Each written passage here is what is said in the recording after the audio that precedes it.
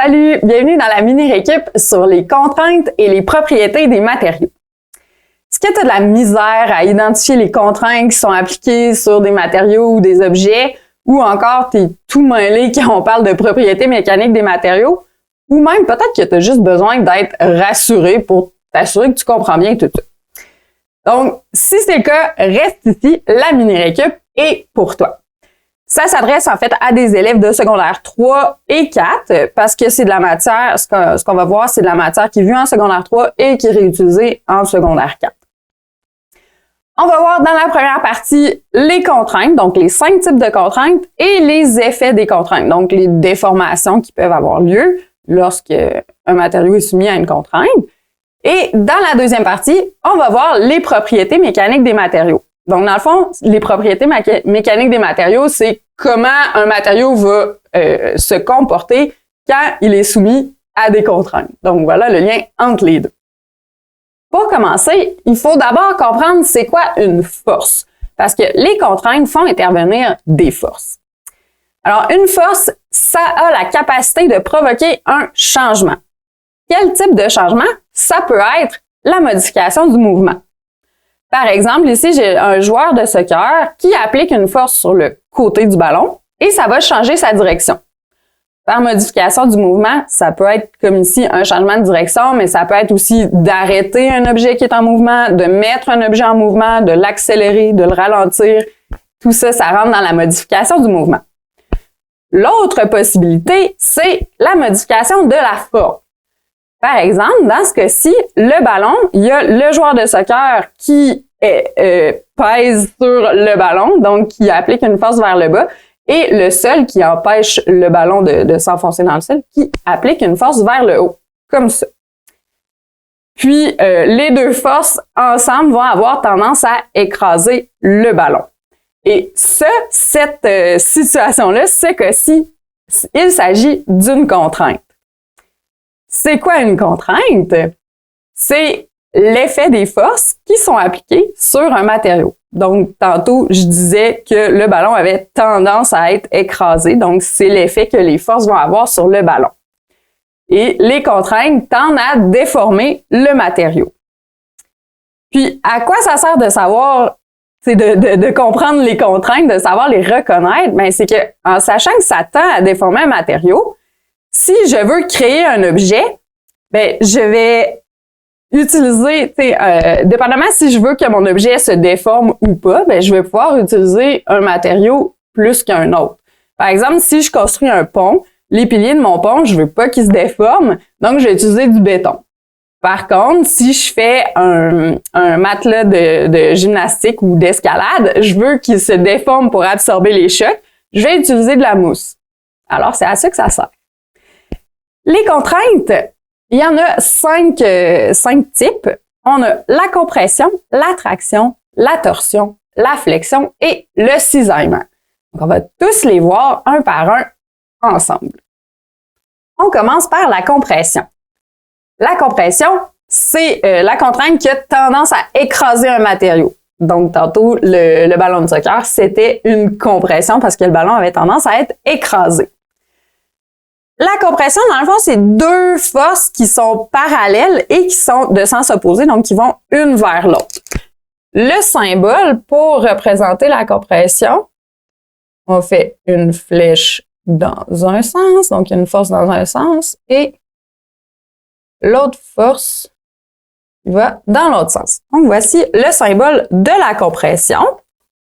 Puis, par exemple, on a ici, dans une planche à roulettes, en fait, on a ce qu'on voit, la partie en métal là, qui tient les roues accrochées après la planche. Ce sont les axes, ou communément appelés en anglais truck. Et là-dedans, il y a une petite rondelle qu'on appelle un coussinet. Donc, il y a une petite rondelle de polyuréthane. Et cette rondelle-là, ben en fait, elle est censée absorber les chocs. Puis, le poids du planchiste, dans le fond, va appliquer une force vers le bas et les roues, finalement, et le sol vont appliquer une force vers le haut, comme ça. Donc, on voit la petite partie entre les deux flèches, c'est ça le coussinet. Il va avoir tendance à s'écraser. Donc, justement, vu qu'il est supposé absorber les chocs, Ben, c'est pour ça qu'on le fait en polyuréthane. C'est comme un plastique qui est mou. On le ferait pas en béton, par exemple, ou en céramique, parce que ça casserait, ça serait inutile. Puis, un truc aussi pour identifier les contraintes, tu sais, des fois, quand on voit pas vraiment beaucoup la déformation, c'est difficile de savoir ça a tendance à faire quoi. On peut s'imaginer que la pièce, le matériau, c'est de la pâte à modeler. Fait que, mettons ici, si ma petite rondelle était en pâte à modeler, ben on s'entend qu'avec le poids du plancher, ben ça écraserait la pâte à modeler. Donc, c'est un truc des fois pour s'aider là-dedans. Donc, justement, là, j'ai une question pour toi. Tu peux peut-être utiliser le truc de la pâte à modeler pour t'aider. Parmi les situations suivantes, laquelle correspond à un objet qui subit une contrainte de compression? A. Les piliers d'un pont. B. Les cordes d'une balançoire. C. Une feuille de papier qu'on découpe. Ou D. Un pot de beurre d'arachide qu'on ouvre.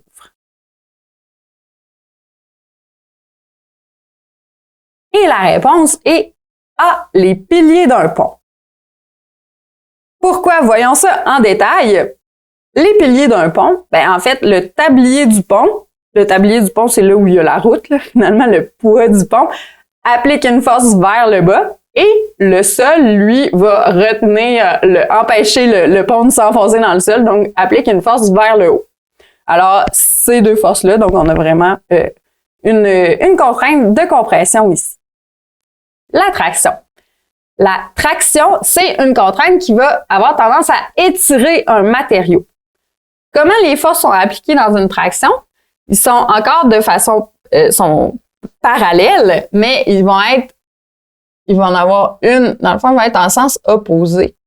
Donc, j'en ai une comme ceci dans un sens et l'autre va tirer dans l'autre sens. Comme ça. Donc, le symbole de la traction. Et un exemple de traction, on a ici, par exemple, quelqu'un qui fait du ski nautique. Donc, qui est rattaché à un bateau par une corde. La personne tire la corde vers l'arrière et le bateau tire la corde vers l'avant, comme ça, et on a bien une traction. Dans ce cas-ci, on voit pas la corde qui s'étire parce qu'on désire pas qu'elle s'étire. Alors, c'est pour ça qu'on choisit un matériau qui va pas s'étirer. Mais si tu veux, tu sais, pour t'aider à identifier la contrainte, tu peux t'imaginer qu'elle est en pâte à modeler. Alors, elle s'étirerait et finirait par casser. Alors, c'est bien une traction dans ce cas-ci. Maintenant, on va voir une nouvelle situation. La question, c'est pour dévisser le couvercle d'un pot, on applique deux forces de rotation dans le même sens. Une sur le couvercle et une sur le pot. Est-ce que c'est vrai ou faux? C'est faux, parce que si j'applique deux forces dans le même sens, ben je vais pas dévisser le couvercle. Il faut vraiment que j'en applique une dans un sens et l'autre dans l'autre sens. Et ça, c'est une contrainte de torsion. La torsion, c'est une contrainte qui a tendance à tordre un matériau. En fait, dans le fond, c'est vraiment deux forces appliquées en sens opposé qui ont tendance à faire tourner mon objet. Donc, par exemple, ma main ferait tourner dans un sens et mon autre main ferait tourner dans l'autre sens. En voici un exemple. Donc, c'est la même chose que je faisais tantôt. Il y a une main qui tire le linge vers soi, puis il y a une autre main qui pousse le linge vers le devant en faisant tourner. Alors, on a une torsion. Et cette contrainte-là, on la représente par ce symbole-ci, donc avec deux flèches qui tournent. Maintenant, on va voir si tu es capable de te démêler avec les trois premières contraintes qu'on vient de voir. Quelles contraintes subissent les cordes de la tempe? A. Une compression. B. Une torsion. Ou C. Une traction. La réponse est C. Une traction. On peut prendre le truc, parce qu'ici, la déformation, on la voit pas, là. La traction, ça a tendance à étirer un matériau, bon, on le voit pas tant que ça, on peut s'imaginer si les cordes étaient en pâte à modeler, ben ça tiendrait pas, la pâte à modeler s'étirerait, puis ben, finalement, c'est ça serait pas très fonctionnel. Mais donc, on a bel et bien une traction. Pourquoi? Ben, si on regarde l'application là, des forces, on a les forces, en fait, on a, par exemple, sur cette corde-ci, j'ai une force qui va tirer vers le haut, donc qui est latente finalement, et une force qui va tirer vers le bas, donc l'endroit où la corde est rattachée. Alors, tendance à étirer la corde. Maintenant, j'ai une autre petite question pour toi. Quel type de contrainte s'applique sur un hamac suspendu? Et là, on a ajouté des types de contraintes qu'on n'a pas vues encore. Est-ce que c'est A, un cisaillement, B, une traction, C, une flexion ou D, une compression? La réponse c'est C, une flexion. Une flexion, c'est une contrainte qui a tendance à courber ou à plier un matériau. Comment est-ce que les forces sont appliquées? Dans le fond, une flexion, c'est qu'on a deux forces qui sont parallèles et dans le même sens. Par exemple, j'en ai une qui est vers le haut, ben, je vais en avoir une autre qui est vers le haut, et j'en ai une autre qui est dans le sens opposé.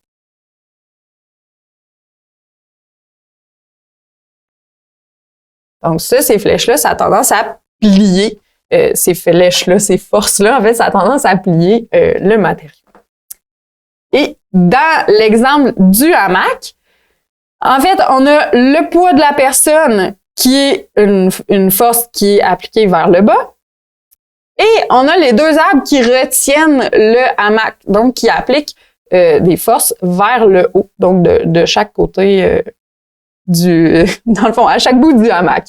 Alors, on a notre symbole ici, finalement, on le retrouve dans notre situation. Alors, c'est bien une flexion.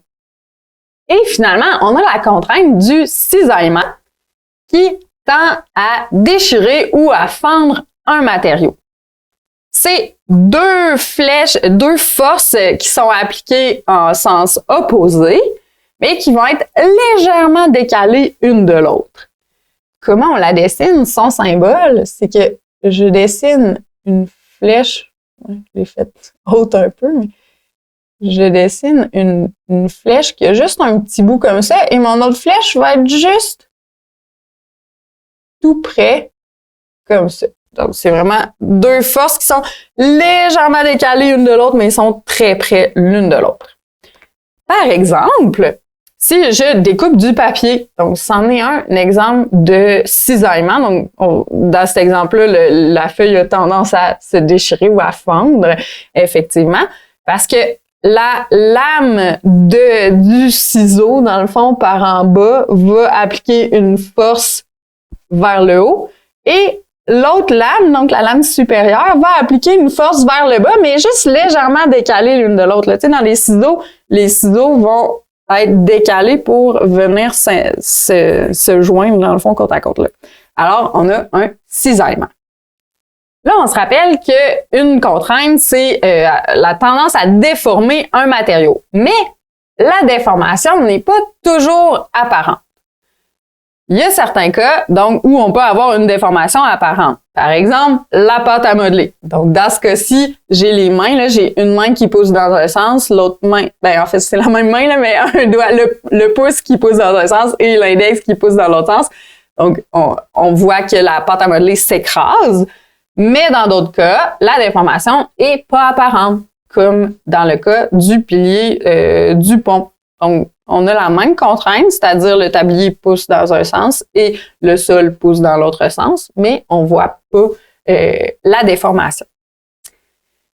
En tout, les contraintes vont avoir il y a trois effets possibles. Dans le fond, quand une contrainte est appliquée sur un matériau, on a la déformation élastique, la déformation permanente et la rupture. On va aller voir chacun d'eux. D'abord, la déformation élastique, c'est une déformation où le matériau va reprendre sa forme initiale et tout seul. Par exemple, ici, j'ai un toutou. Donc, si je l'écrase, j'applique une contrainte de compression, il reprend sa forme tout seul. Donc, c'était une déformation élastique. Le deuxième cas, c'est la déformation permanente. Dans ce cas-là, le matériau ne reprend pas sa forme initiale. Ici, j'ai un petit tube de papier d'aluminium. Si j'applique une contrainte de torsion dessus, il ne reprend pas sa forme initiale, il reste comme ça. Donc, il s'agit d'une déformation permanente. Et le dernier effet, c'est la rupture. Donc, la rupture, c'est quand le matériau se rompt, donc qui se sépare, qui se brise en deux parties. Par exemple, ici, j'ai des linguini. Donc, si j'applique une contrainte de flexion ici, ben, à un certain moment, quand il va avoir passé le seuil de résistance, ben, il va finir par casser.